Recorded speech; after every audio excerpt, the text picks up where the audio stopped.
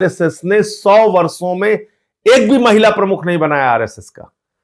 वो पार्टी जिसकी मातृ संस्था आरएसएस में महिलाओं का प्रवेश कि पहले जनगणना होगी, जनगणना के बाद डिलिमिटेशन होगा, डिलिमिटेशन के बाद आरक्षण होगा। यह किसने लिखा था?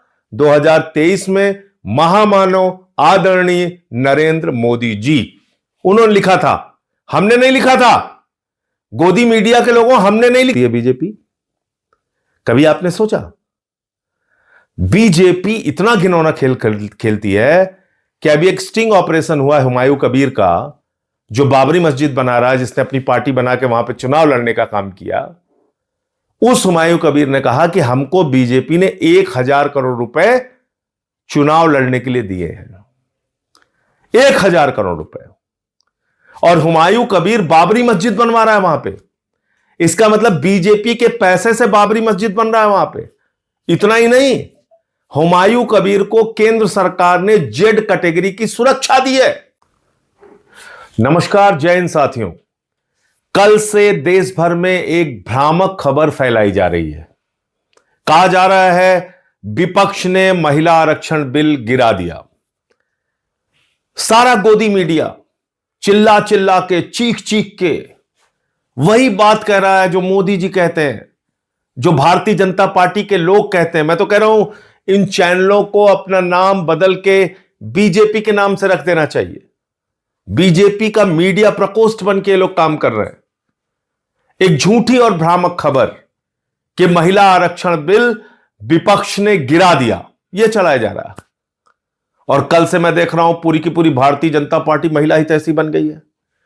वो पार्टी जिसकी मातृ संस्था आरएसएस ने 100 वर्षों में एक भी महिला प्रमुख नहीं बनाया आरएसएस का। वो पार्टी जिसकी मातृ संस्था आरएसएस में महिलाओं का प्रवेश वर्जित है। वो भारतीय जनता पार्टी और जनसंघ जिसका आज तक कोई भी अध्यक्ष महिला नहीं हुआ। वो पार्टी, वो बीजेपी जो मणिपुर पे खामोश रहती है, हाथरस पे खामोश रहती है, अंकिता भंडारी के मामले में खामोश रहती है, जो बलात्कारियों को संरक्षण देने का काम करती है, वो कल से महिला हितैषी बन गई है। और मैं देख रहा हूं कि पूरी की पूरी गोदी मीडिया उनके पक्ष में खड़ी है। पहली चीज तो मैं देश के लोगों को स्पष्ट तौर पे कहना चाहता हूं कि महिला आरक्षण बिल 2023 में जो पास हुआ था वो देश भर में लागू हो चुका है। यह उसका नोटिफिकेशन है। 16 अप्रैल 2026 को, 3 साल के बाद, याद रखिएगा 3 साल के बाद इस बिल को नोटिफाई किया मोदी जी ने। 16 अप्रैल 2026 को। आज 18 है, कल 17 थी, उसके पहले 16। ये देखिए आप। तो ये कौन सा बिल नोटिफाई हुआ है? 2023 में, जिसको सारे विपक्ष ने, पक्ष ने, सब ने मिलके पास किया था, महिला आरक्षण बिल, वो पास हुआ है और वो नोटिफाई हो चुका है। अब जो कल बिल गिरा वो क्या था? वो था देश के टुकड़े टुकड़े करने का बिल, जो भारतीय जनता पार्टी टुकड़े टुकड़े गैंग बन के देश भर में लागू करना चाह रही थी। उत्तर और दक्षिण का झगड़ा कराना चाह रही थी। बंगाल की सीटें कम, उड़ीसा की सीटें कम, तमाम राज्यों के बीच में असंतोष पैदा करना चाह रही थी।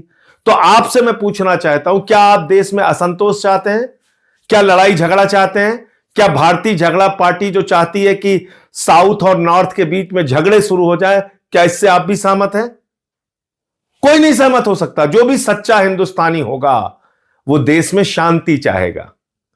और इसलिए सारे विपक्ष ने ये डिलिमिटेशन का बिल, ये महिला आरक्षण बिल की आड़ में जो एक घिनौना खेल खेलने की कोशिश भारतीय जनता पार्टी कर रही थी, वो संशोधन गिराने का काम किया है।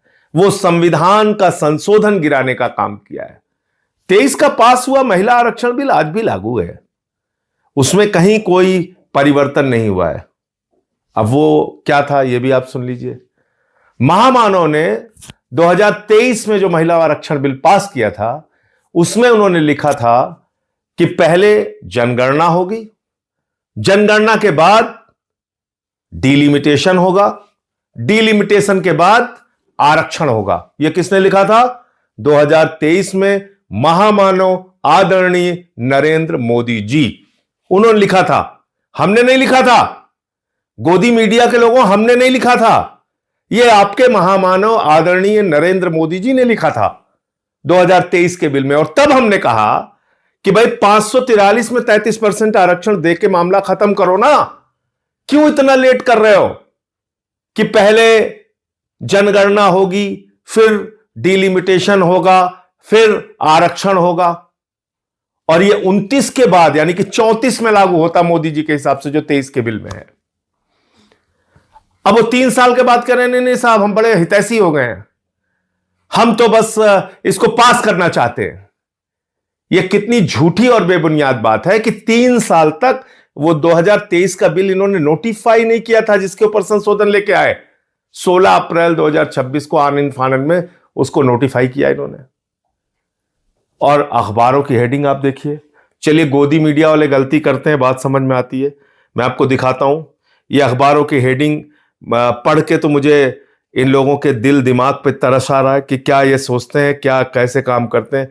महिला आरक्षण बिल लोकसभा में गिरा, हिंदुस्तान अखबार की प्रमुख हेडलाइन है। अब आप देखिए, महिला आरक्षण पर विपक्ष का अड़ंगा, दैनिक जागरण अखबार की हेडलाइन है। ये आप पढ़े लिखे संपादक होके अखबारों के, आप इस तरह की खबरें, भ्रामक और झूठी खबरें फैला रहे हैं। महिला आरक्षण बिल तो लागू हो चुका है देश भर में। आगे बढ़ते हैं। अब बात आती है डीलिमिटेशन के नाम पे ये क्या करना चाह रहे थे। ये इस बिल को आनन फानन में क्यों लेके आए? क्योंकि इनको बंगाल और तमिलनाडु का चुनाव दिख रहा था। इनको लगा हम देश भर में ये प्रचारित करेंगे कि देखिए देखिए साहब, महिलाओं के आरक्षण के खिलाफ है पूरा का पूरा विपक्ष और हमको चुनावी फायदा हो जाएगा। लेकिन मामला उल्टा हो गया। मामला यह हो गया कि आप 2011 की जनगणना के मुताबिक डिलिमिटेशन करने की बात कर रहे थे, जिसमें बंगाल की सीटें कम हो रही हैं, तमिलनाडु की सीटें कम हो रही हैं। तो उन लोगों ने अपने अपने राज्यों में इसको बड़ा मुद्दा बना दिया। तो लेने के देने पड़ गए, लेने के देने पड़ गए मोदी जी को। जिसने भी उनको मूर्खतापूर्ण सलाह दी वो लेने के देने पड़ गए। अब तमिलनाडु में मुद्दा बन गया कि उनका प्रतिनिधित्व आप कम कर रहे थे, बंगाल में मुद्दा बन गया कि उनका प्रतिनिधित्व आप कम कर रहे थे। तो इसका भारी नुकसान बंगाल और तमिलनाडु के चुनाव में आपको उठाना पड़ेगा। दूसरी बात, कितना घिनौना खेल खेलती है बीजेपी। कभी आपने सोचा बीजेपी इतना घिनौना खेल खेलती है कि अभी एक स्टिंग ऑपरेशन हुआ है हुमायूं कबीर का, जो बाबरी मस्जिद बना रहा है, जिसने अपनी पार्टी बना के वहां पे चुनाव लड़ने का काम किया। उस हुमायूं कबीर ने कहा कि हमको बीजेपी ने 1000 करोड़ रुपए चुनाव लड़ने के लिए दिए हैं, 1000 करोड़ रुपए। और हुमायूं कबीर बाबरी मस्जिद बनवा रहा है वहां पे। इसका मतलब बीजेपी के पैसे से बाबरी मस्जिद बन रहा है वहां पे। इतना ही नहीं, हुमायूं कबीर को केंद्र सरकार ने जेड कैटेगरी की सुरक्षा दी है। जो व्यक्ति बाबरी मस्जिद बनवा रहा है उसको मोदी ने जेड कैटेगरी की सुरक्षा क्यों दी है? क्या इतना नहीं सोच पा रहे हैं आप लोग? क्या इतनी आंखों पे पट्टी बांध ली आप लोगों ने कि कितना घिनौना खेल खेलती है बीजेपी? इसलिए इन लोगों से सावधान रहिए। और मैं फिर दोहराना चाहता हूं, महिला आरक्षण बिल 2023 में जो पास हुआ था वो लागू हो चुका है। डीलिमिटेशन बिल के जरिए जो देश के टुकड़े टुकड़े करने की, आपस में लड़ाने की, उत्तर दक्षिण का झगड़ा कराने की जो कोशिश थी, वो कोशिश विपक्ष ने मिलकर नाकाम किया है। जय हिंद।